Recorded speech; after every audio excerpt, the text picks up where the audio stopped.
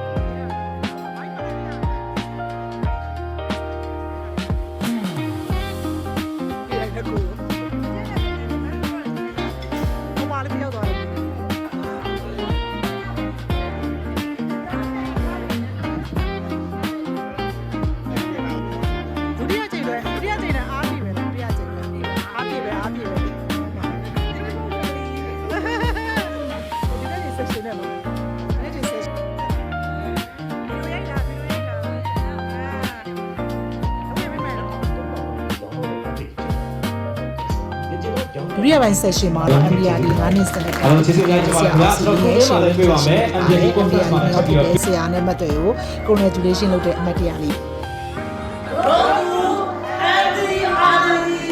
Learning to play productive families tomorrow ဒီကတော့ဒီနေ့ကကျွန်တော်တို့ Road to MDRT ဆိုတဲ့ဒီ session လေးကတော့ကျွန်တော်တို့တွေကရိုးရိုးအာမခံပြုဆိုတဲ့ပုံနဲ့ပုံမကောင်းမွန်တဲ့ client တွေကိုစောင့်ပေးနိုင်လို့အများနဲ့သင်ပေးနိုင်ရတာပါ professional တဦးနေဘယ်လိုသွားမလဲဘယ်လို service တွေပေးမလဲဆိုတာကိုကျွန်တော်တို့ရဲ့တကယ်နာမည်ကြီးဆရာတွေကသင်ကြားပေး